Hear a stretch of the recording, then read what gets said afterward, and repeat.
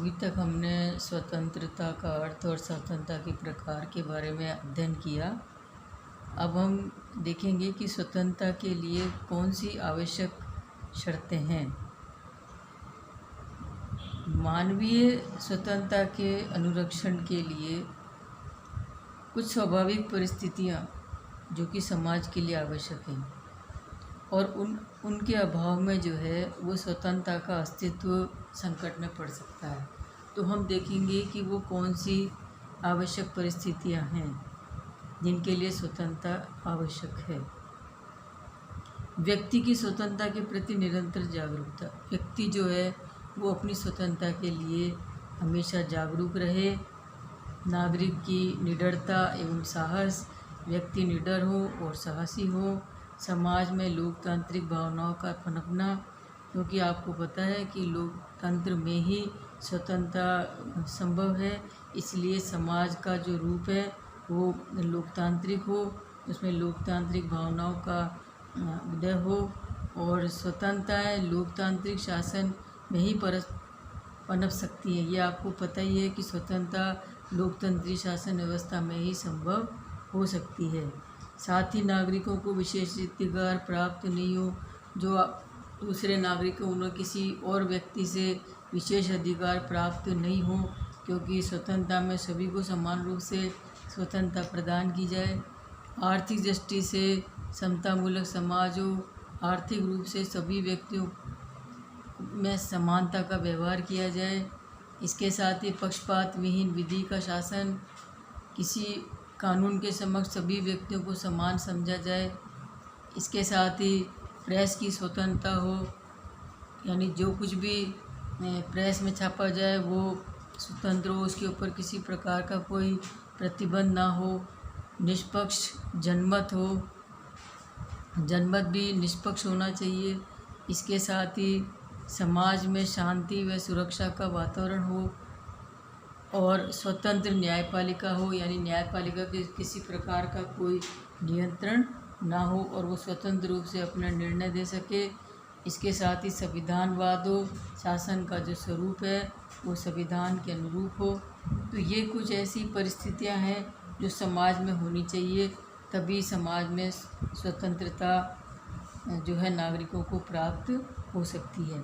अब देखिए, स्वतंत्रता के मार्ग में कई बाधाएं भी हैं जिनके कारण स्वतंत्रताएं बाधित होती हैं, तो उन बाधाओं को भी हमें देखना चाहिए कि वो कौन सी बाधाएं हैं।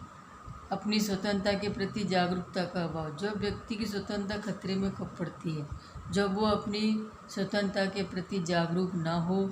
इसके साथ ही दूसरा पॉइंट है अशिक्षा। यदि व्यक्ति अशिक्षित है तो उसे अपनी स्वतंत्रता का कोई ज्ञान नहीं होगा, तो इसके लिए आवश्यक है कि व्यक्ति शिक्षित हो। और गरीबी तथा संसाधनों का अभाव, अगर इसके साथ ही जो गरीबी है वो भी और संसाधनों का जो अभाव है वो भी स्वतंत्रता के मार्ग में सबसे बड़ी बाधा है। न्यायपालिका के कार्य में कार्यपालिका का हस्तक्षेप। जहाँ पर न्यायपालिका के कार्य में कार्यपालिका स्वतंत्र जो हस्तक्षेप करती है, तो ये भी स्वतंत्रता के लिए बाधक है, क्योंकि न्यायपालिका फिर स्वतंत्र रूप से अपना निर्णय नहीं कर पाएगी। इसके साथ ही संविधान व कानूनों के प्रति सम्मान का अभाव। इसके साथ ही कानून के प्रति और संविधान व कानून के प्रति जब सम्मान का भाव नहीं होगा तो भी जो है हमारी स्वतंत्रता बाधित हो सकती है। अराजकता का वातावरण हो, जहाँ जो है अशांति हो, अव्यवस्था हो, तो वहाँ पर जो है स्वतंत्रता जो है संभव नहीं हो सकती है। इसके साथ ही कार्यपालिका का स्वेच्छाचारी आचरण। कार्यपालिका अपनी मनमानी अगर करता है तो भी ये स्वतंत्रता के लिए बाधक है। इसके साथ ही राष्ट्र विरोधी तत्व तथा आतंकवाद। जो राष्ट्र विरोधी तत्व हैं और जो आतंकवाद है वो भी हमारी स्वतंत्रता के मार्ग में बाधाएं उत्पन्न कर सकता है। तो इस पर देखिए एक प्रश्न बनता है कि अलग अलग रूप में भी आ सकता है कि स्वतंत्रता के लिए आवश्यक शर्तें लिखिए, या फिर स्वतंत्रता के इसके साथ ही दूसरा प्रश्न आपका बनता है कि स्वतंत्रता के मार्ग में कौन कौन सी बाधाएं हैं।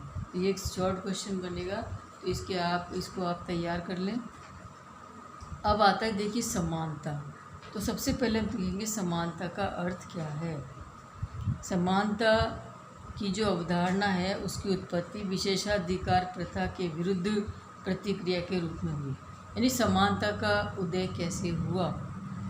जो व्यक्ति विशेषाधिकार प्राप्त थे उनके विरुद्ध प्रतिक्रिया हुई और उन्होंने विशेषाधिकारों का विरोध किया और इस प्रतिक्रिया के परिणाम स्वरूप ही समानता की भावना का उदय हुआ।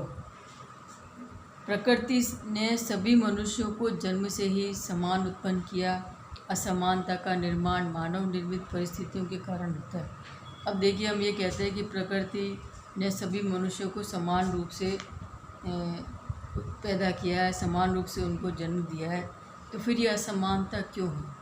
तो ये असमानता का जो निर्माण वो मनुष्य ने ही किया है।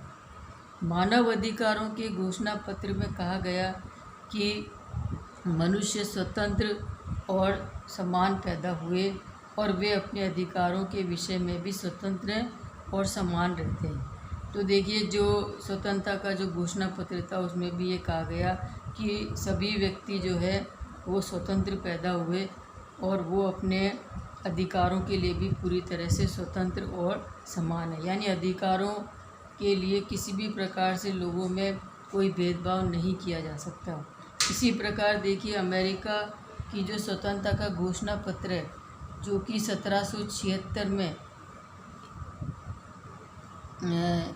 उसमें भी यही कहा गया है कि हम इस सत्य को स्वयं सिद्ध मानते हैं कि प्रकृति ने सभी मनुष्यों को समान उत्पन्न किया है। जो अमेरिका का जो स्वतंत्रता का घोषणा पत्र जो कि 1776 में हुआ था उसमें भी ये कहा था कि व्यक्ति जो है वो प्रकृति से ही स्वतंत्र, प्रकृति से ही समान रूप से पैदा हुआ है। तो हमें उसमें किसी प्रकार का कोई भेदभाव नहीं करना चाहिए।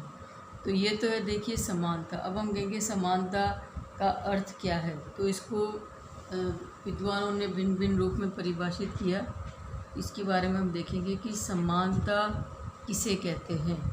समानता उस परिस्थिति का नाम है जिसके कारण सभी व्यक्तियों को अपने व्यक्तित्व के विकास के लिए समान अवसर प्राप्त हो सके। यानी समानता का अर्थ क्या है? समानता का अर्थ परिस्थिति से है, उस परिस्थिति से है जिसमें कि सभी व्यक्ति अपने व्यक्तित्व का विकास कर सकें, साथ ही सामाजिक विषमता के कारण उत्पन्न होने वाली असमानताओं को समाप्त किया जा सके। और सामाजिक जो विषमता है उसके कारण जो असमानता व्याप्त हो जाती है उस असमानता को दूर किया जा सकती है। समाज में सभी व्यक्तियों को एक समान किए जाने की अवधारणा संभव नहीं है। लेकिन समाज में एक आगे भाई सभी व्यक्तियों को एक समान नहीं समझा सकता। प्रकृति ने सभी लोगों की शारीरिक और मानसिक रूप से समान योग्यताएं भी नहीं दी। ये माना जाता है कि प्रकृति से भी सभी व्यक्ति जो है वो शारीरिक और मानसिक रूप से समान योग्यता नहीं रखते हैं। तो इसमें लॉस्की ने कहा कि समानता का अर्थ यह नहीं है कि प्रत्येक व्यक्ति के साथ एक जैसा व्यवहार किया जाए या प्रत्येक व्यक्ति को समान वेतन दिया जाए। अब जो लॉस्की हैं उन्होंने भी ये कहा कि सभी व्यक्तियों के साथ हम एक जैसा व्यवहार नहीं कर सकते और ना ही सभी व्यक्तियों को एक जैसा वेतन दिया जा सकता है। अब उदाहरण के लिए हम कह सकते हैं, जैसे देखिए, यदि एक मजदूर का वेतन प्रसिद्ध वैज्ञानिक या गणितज्ञ के बराबर कर दें तो इससे समाज का उद्देश्य ही नष्ट हो जाएगा। अब देखिए, एक मजदूर है, एक मजदूर का वेतन और एक जो है गणितज्ञ का या वैज्ञानिक का वेतन यदि बराबर कर दिया जाए तो इससे क्या होगा कि जो समाज का उद्देश्य है वो ही समाप्त हो जाएगा। और इसलिए समानता का यह अर्थ है कि कोई विशेष अधिकार वाले वर्ग नहीं रहे। यानी अब हम समानता का अर्थ किससे लेंगे? अब हम समानता का अर्थ इस बात से ले सकते हैं कि समानता का अर्थ यही है कि समाज में कोई विशेष अधिकार वाला जो है वर्ग नहीं हो और सबको उन्नति के समान अवसर प्राप्त हो। तो इसका मतलब हम ये ले सकते हैं कि समानता का अर्थ यही है कि समाज में कोई विशेष अधिकार प्राप्त वाला वर्ग नहीं हो और सभी को उन्नति के जो हैं वो समान अवसर प्राप्त हों। तो यही समानता का अर्थ है। इसमें आप जो लॉस्की के जो विचार हैं वो लिखेंगे कि उन्होंने क्या विचार दिया है कि प्रकृति से सभी व्यक्ति समान नहीं होते, इसलिए हम सभी व्यक्तियों के साथ एक जैसा व्यवहार नहीं कर सकते। अभी आपको उदाहरण भी दिया, एक मजदूर का वेतन और एक वैज्ञानिक का वेतन हम बराबर नहीं कर सकते, क्योंकि यदि ऐसा हमने किया तो समाज का उद्देश्य ही समाप्त हो जाएगा। तो समानता का अर्थ हम इस बात से लेंगे कि समाज में कोई विशेष अधिकार वाला वर्ग नहीं हो और सभी व्यक्तियों को उन्नति के समान अवसर प्राप्त हो, तो इसी को हम समानता कहेंगे। अब देखिए समानता किस तरह से समाज में रह सकती है, इसके कौन से तत्व हैं। तो देखिए समाज में लोगों के साथ जो है समान व्यवहार ही समानता है। अगर समाज में जितने लोग रहते हैं उनके साथ समानता का व्यवहार किया जाता है तो ये एक समानता का तत्व है। और दूसरा जो है सभी लोगों को विकास के समान अवसर प्राप्त हों। हम कैसे कह सकते हैं इस समाज में समानता है, तो हम इस आधार पर कहेंगे कि सभी व्यक्तियों के समानता का व्यवहार किया जाए, इसके साथ ही सभी को समान उन्नति के अवसर प्राप्त हों, इसके साथ ही समाज एवं राज्य सभी लोगों के साथ समान आचरण और व्यवहार करे, उसमें किसी प्रकार का कोई भेदभाव न करे, मानवीय गरिमा तथा अधिकारों को समान संरक्षण प्राप्त हो, सभी व्यक्तियों का सम्मान हो और समाज में किसी भी व्यक्ति के साथ धर्म, जाति, भाषा, वर्ण, लिंग, निवास स्थान, संपत्ति, राष्ट्रीयता आदि के आधार पर कोई भेदभाव नहीं किया जाए। तो सभी व्यक्तियों को समान समझा जाए, उनके साथ कोई भेदभाव नहीं किया जाए और प्रत्येक व्यक्ति को समाज में जो है समान महत्व दिया जाए और किसी को विशेष महत्व ना दिया जाए। किसी समाज में कोई विशेष वर्ग ना हो और कोई विशेष महत्व प्राप्त ना हो, तो ये हम कह सकते हैं कि भाई ये समाज जो है समानता पर आधारित है।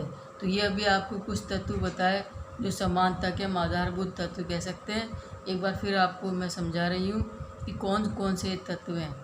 तो इस समाज में सभी लोगों के साथ समानता का व्यवहार हो, इसके साथ ही सभी लोगों को उन्नति के समान अवसर प्राप्त हो, समाज और राज्य में सभी लोगों के साथ समान आचरण किया जाए, समान व्यवहार किया जाए, इसके साथ ही सभी व्यक्तियों का समाज में सम्मान हो और समाज में जो है किसी भी व्यक्ति के साथ धर्म, जाति, भाषा, लिंग, वर्ण के आधार पर कोई भेदभाव नहीं किया जाए। इसके साथ ही प्रत्येक व्यक्ति को समाज में समान महत्व दिया जाए। तो ये हैं समानता के आधारभूत तत्व। अब आता है देखिए समानता के प्रकार। किस किस प्रकार की समानता नागरिकों को दी जा सकती है, किस आधार पर उनको समानता दी जा सकती है। तो पहली समानता है नागरिक समानता।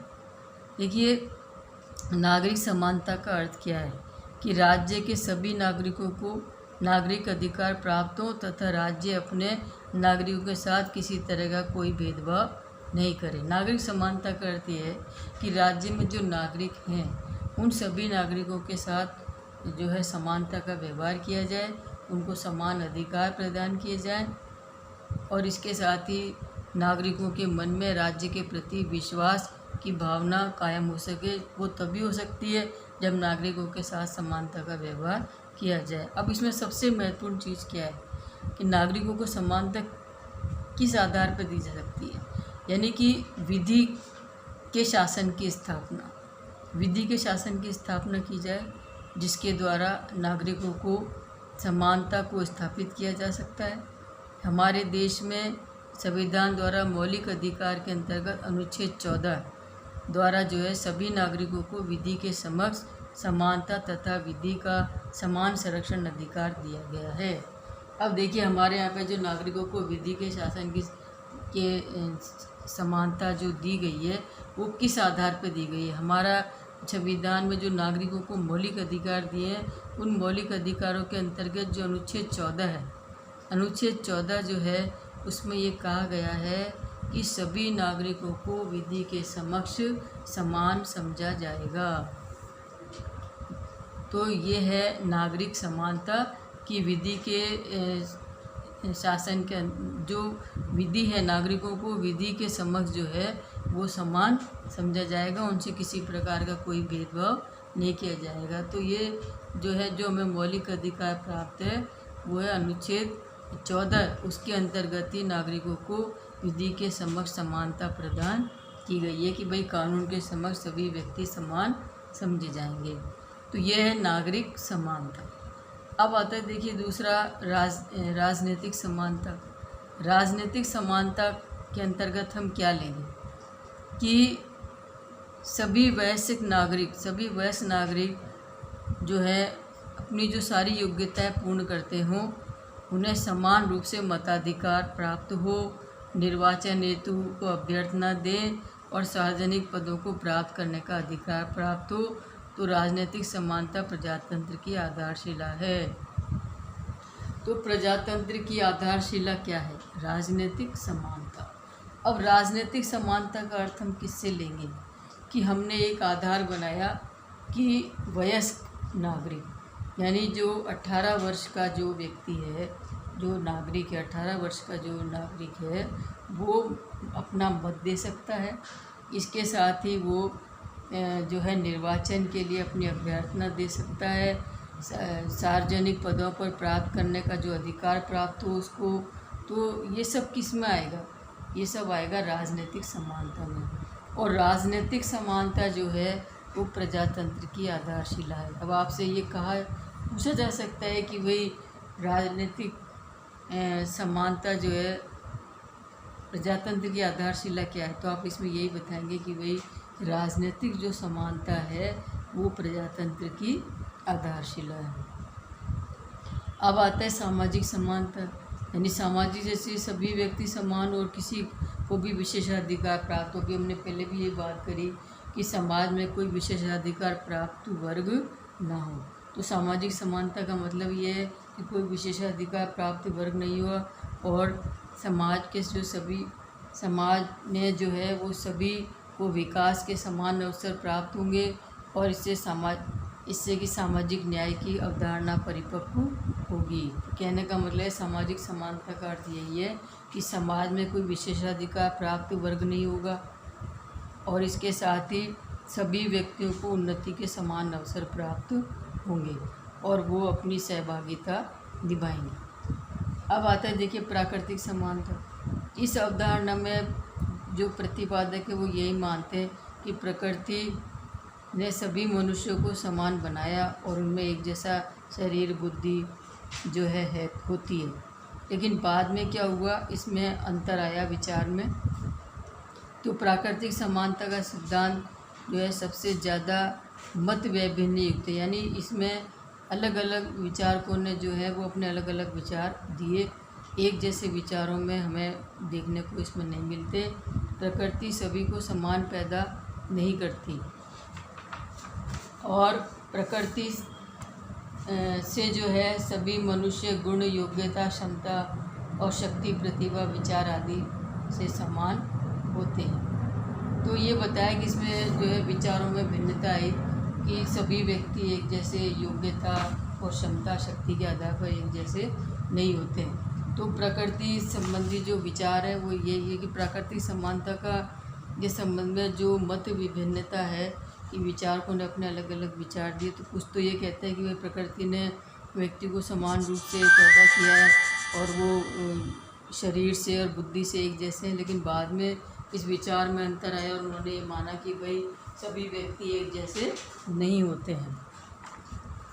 अब आता है देखिए आर्थिक समानता। आर्थिक समानता का अर्थ यही है कि भाई जो है क्योंकि ये समानता जो है अन्य सभी समानताओं का आधार है। आर्थिक समानता सभी समानताओं का आधार है क्योंकि आर्थिक समानता के अभाव में राजनीतिक, नागरिक और जो है सामाजिक समानता अर्थहीन है। अगर आर्थिक समानता नहीं है तो और जितनी भी समानता है, जैसे राजनीतिक समानता है, नागरिक समानता है, सामाजिक समानता है, इन समानताओं का कोई भी अर्थ नहीं रह जाता है क्योंकि सारी जो समानता किस पर टिकी हुई है? आर्थिक समानता पर।